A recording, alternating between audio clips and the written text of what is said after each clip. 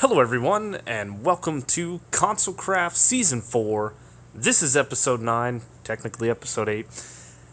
And we are back on the server. We have slept through the night. It is a beautiful day here on the realm. Sun is rising. And when I logged into Minecraft today, I noticed there was a new achievement that I don't have. And it involves this banner right here. It says, make a banner with the enchanted apple using a loom.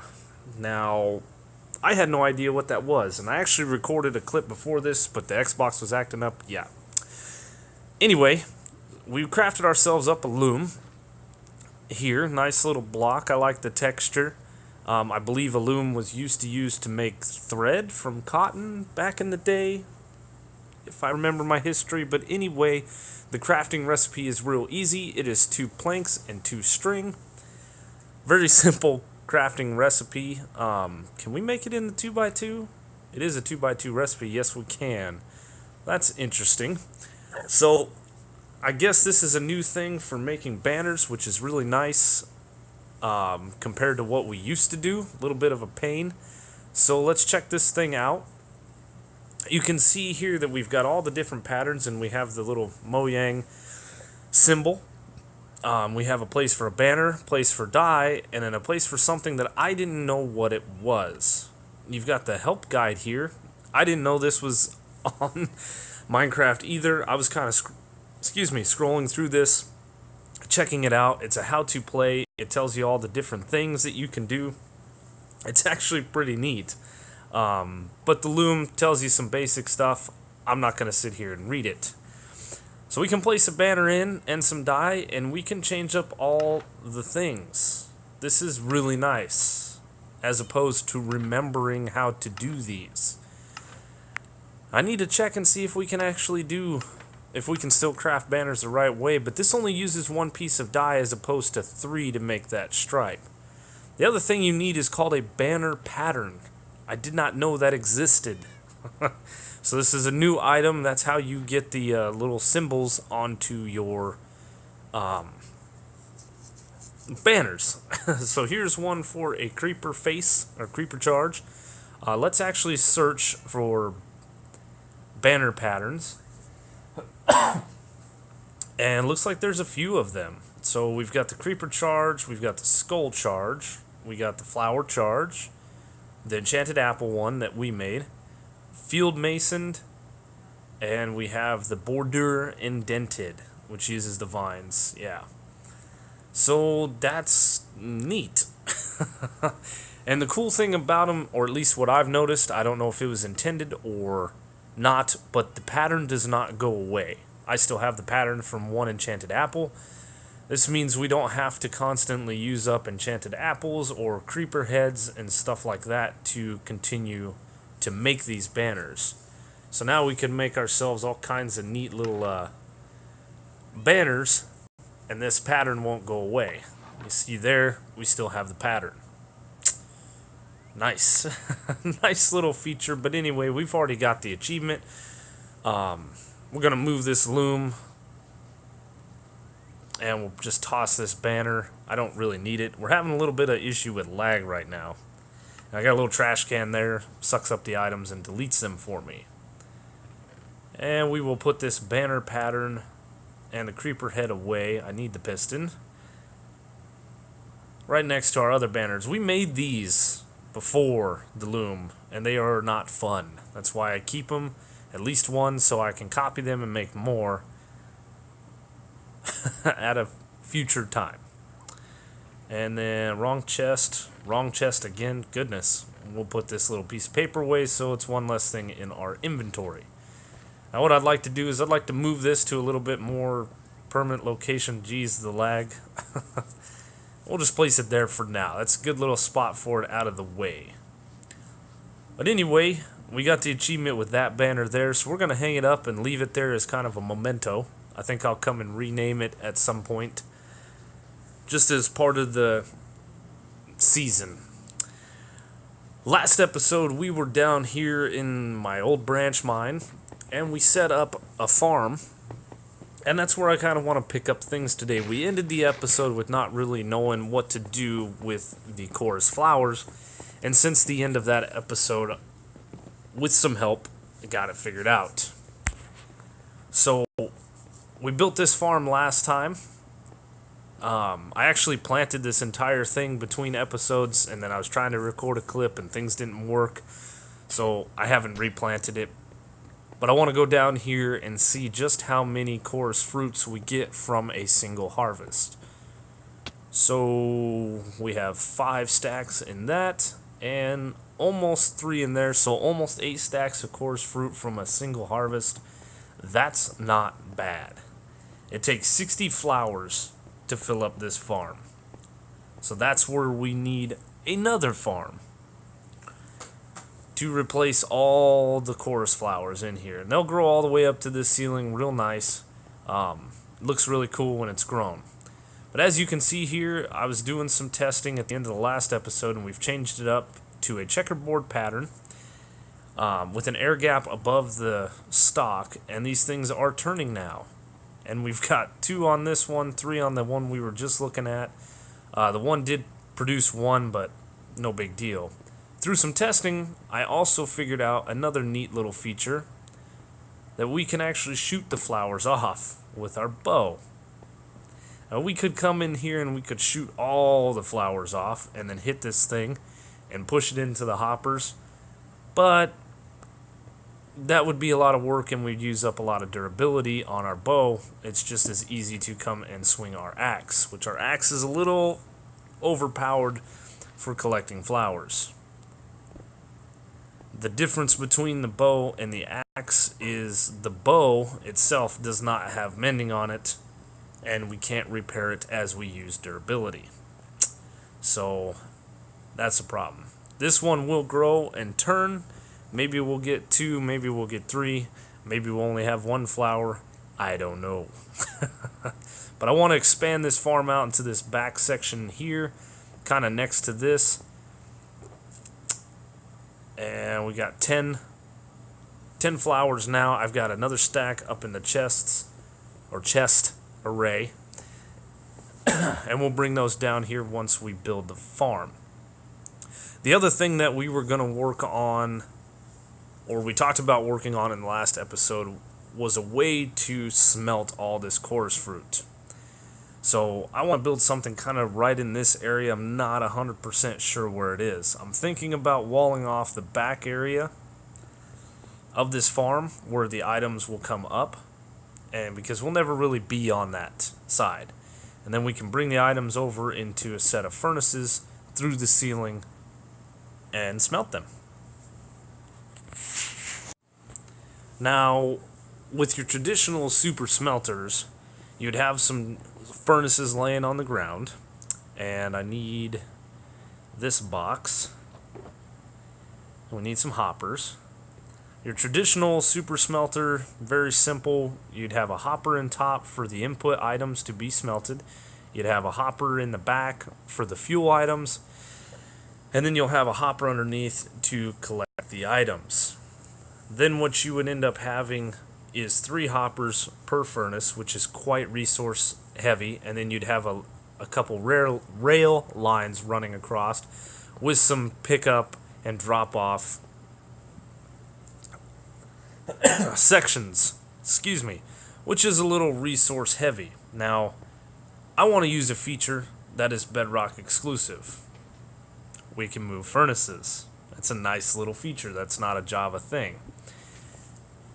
And I want to make a smelter, let's grab this, using that feature.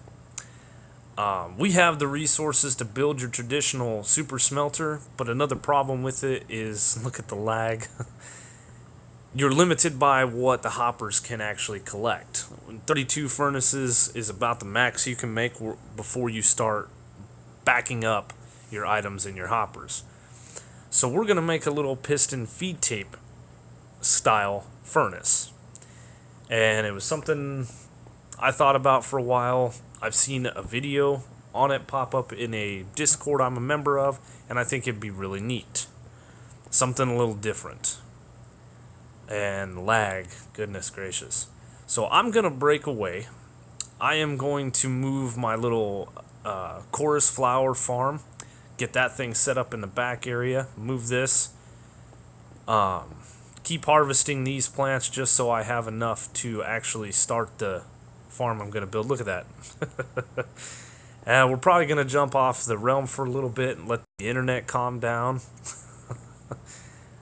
And then we're going to build a smelter. And it's going to be a lot of fun. So I'm going to get to it. I will see you guys momentarily. Alright, quite a bit of time has passed since the last clip. We're doing a little bit better on the server now, and we have completed our farm. We've got a checkered pattern here with 4 blocks above the chorus flower, and then a 3rd block in all directions around it.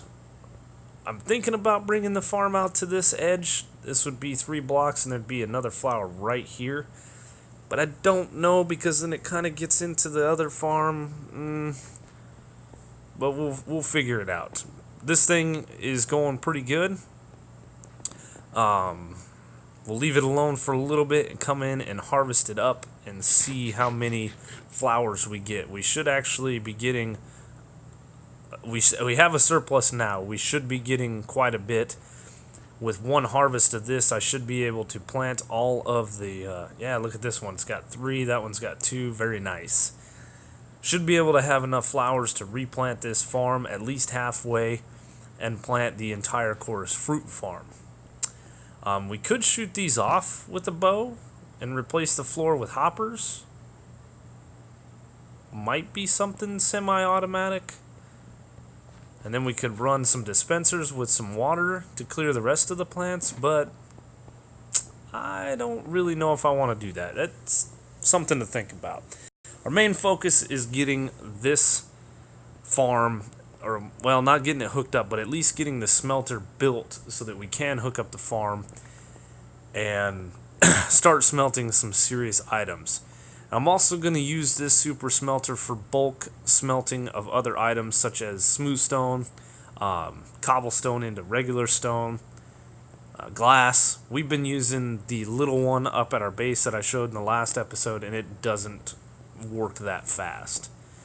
So I want an array of 11 furnaces here at the bottom. That's kind of what we want to start with. And maybe we'll go up 1 block. I don't know.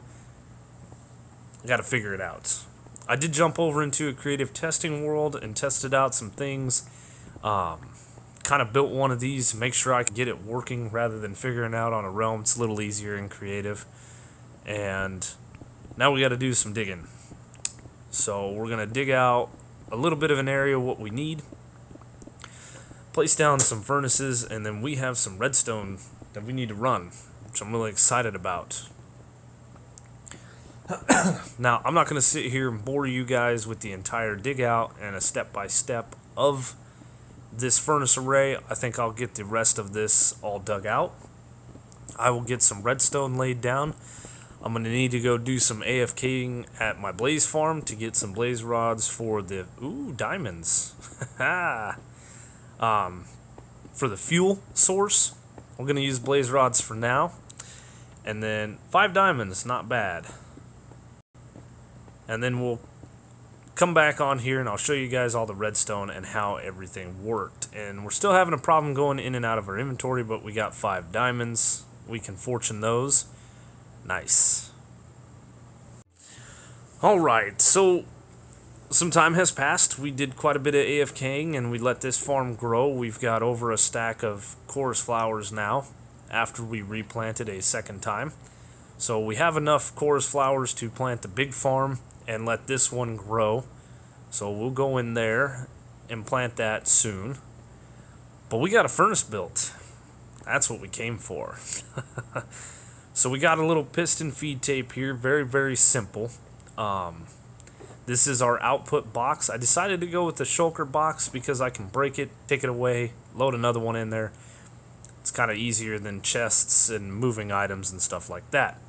We've got 2 input hoppers here, one for fuel, one for items. And then we have our little feed tape coming around here, real nice. The redstone, very, very simple. Let's get in here and take a look at it. We have a little furnace clock back here. We got a master switch there that runs underneath. and then comes up this redstone line here through a little torch tower around to a piston with a block here powering this piston to lock the furnace clock. I also took a line off of that to lock these two hoppers so that items will not flow through into the furnace while the super smelter is off. So we can sit here and put a shulker box, there we go, above it, and it won't start putting items into the farm until we get this thing moving. Otherwise, it would put a stack in that first furnace and it would kind of mess up the whole thing. And then we can set our fuel like so. We have a whole shulker box full of blaze rods that took a couple hours to get. The furnace clock here is a very, very simple process. We have a piston pushing a furnace, and we have it locked right now with that piston. If we retract that piston, that furnace will start going around. There are items inside this furnace, and we're pulling a comparator signal off, which is powering this block, which powers this redstone, powering this piston, pushing it. And it does that in 4 spots. Just boom, it'll power this one, same as it did last time, and so on and so forth. And then we grab a redstone line off of each one of those and power all the pistons in a certain sequence. We'll power this one to push it up, we'll power this one to push it to the side, we'll power that piston to push it down, and this one to shove it over. So let's start our system up. And now items should be flowing into these, and we should have fuel, and these should be firing, but they're not. Oh, because I need the hopper to go into the back, not the top. I didn't know you could put blaze rods in the top of a furnace. Okay, well that was a little oversight on my part. Basically, I put the fuel behind where we put the items to be smelted, so the first 2 furnaces in the row will have items in them, and they'll go around the entire thing with those couple of items before they get the fuel to start smelting them. But it's only a couple furnaces. If I did it the other way around, where the items were where the fuel input is, those items would go over a couple and get fuel in it. It would be the same process, basically. We wouldn't have it loop around the whole thing. Am I thinking about that right? I might have been thinking about it wrong before. We should swap them around, and then you'd have the items going in and then the fuel going in, and it would start smelting immediately, as opposed to looping the whole thing around. Well, that's alright. So we need to move the hopper to this location. But now we are going to have to power this hopper so that it is locked.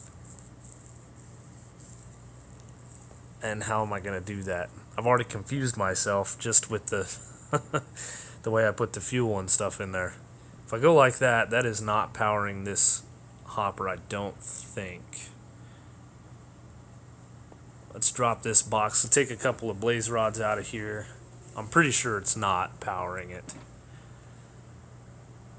No, it is not. And we didn't grab those because, yep, there we go. Yeah, we need a redstone line running pretty much straight into it, or over the top of it would help, but then that defeats the purpose of the hopper. If I put a block here with some redstone dust here, that's going to power everything, but I could block that signal off.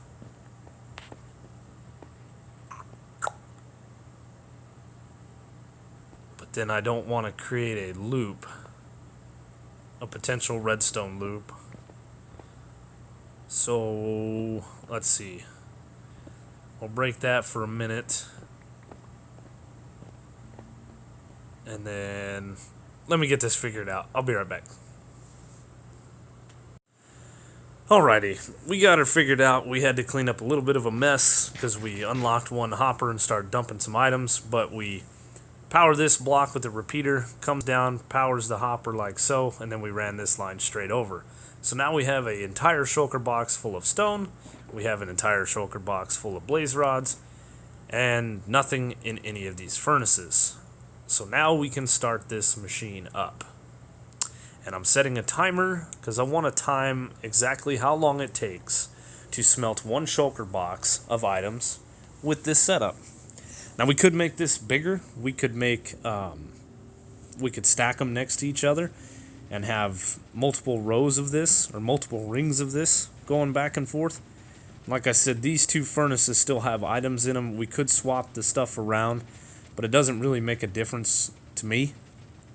By the time those furnaces come around, they'll have a blaze rod in them and they'll start grabbing some more stuff. It doesn't really speed up things. The items should start flowing in. This is going to dump all the stone. I like this setup.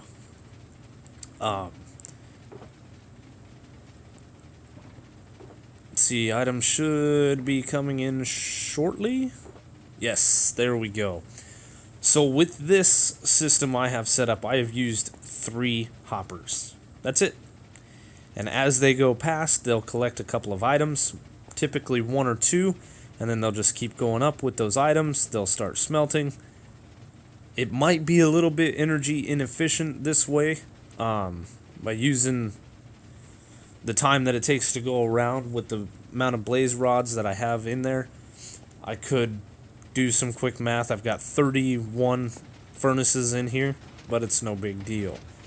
Here's the furnace clock at work, firing as you can see. Running a line, firing all the pistons. Everything's working real good.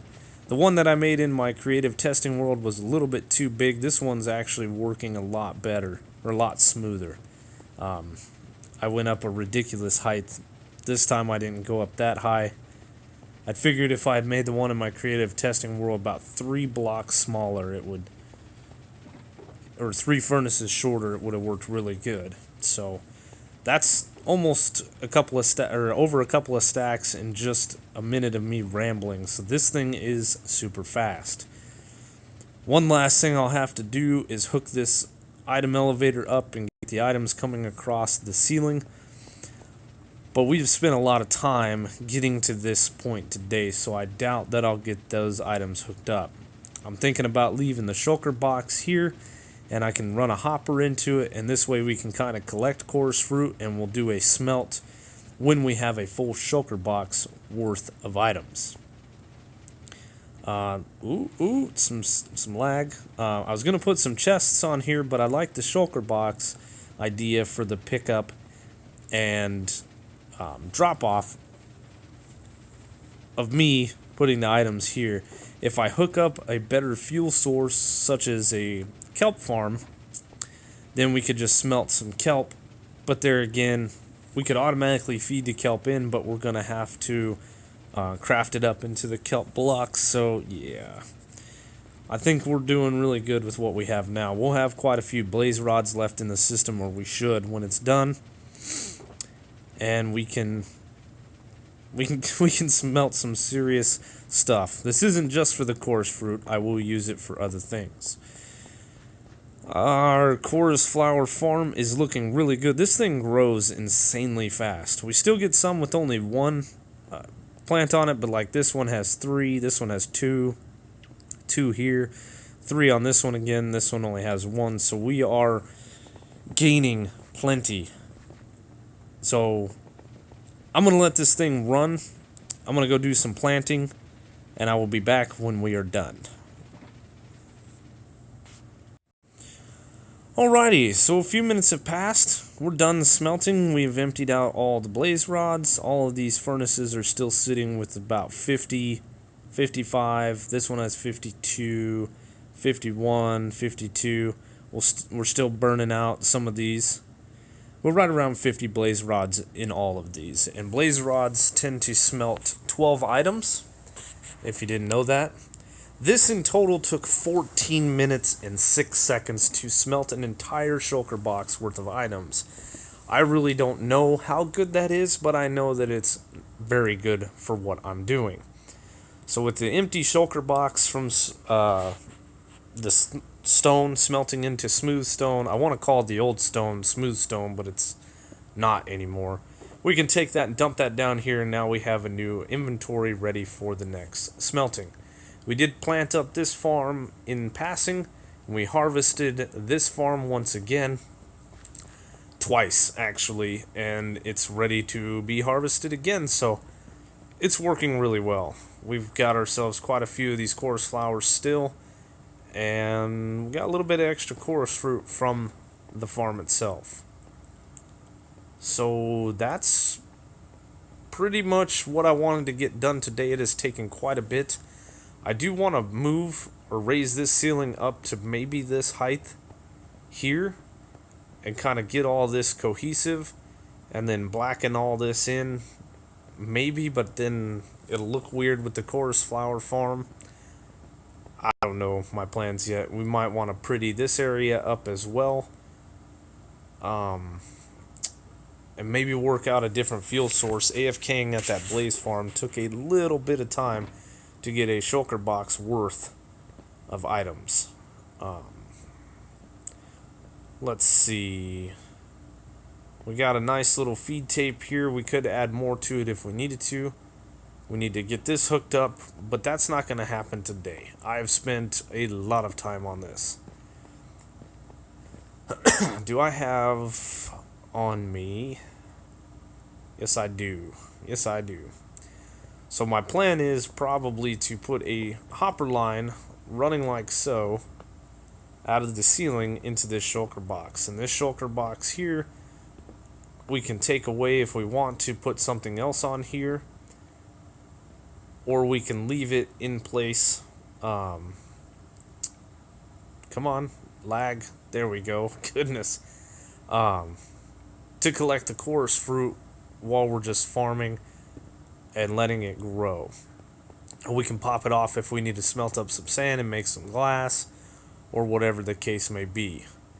When we get the extra chorus fruit from the chorus flower farm, it'll be nice to just run over here and pop it in the shulker box like so for safekeeping.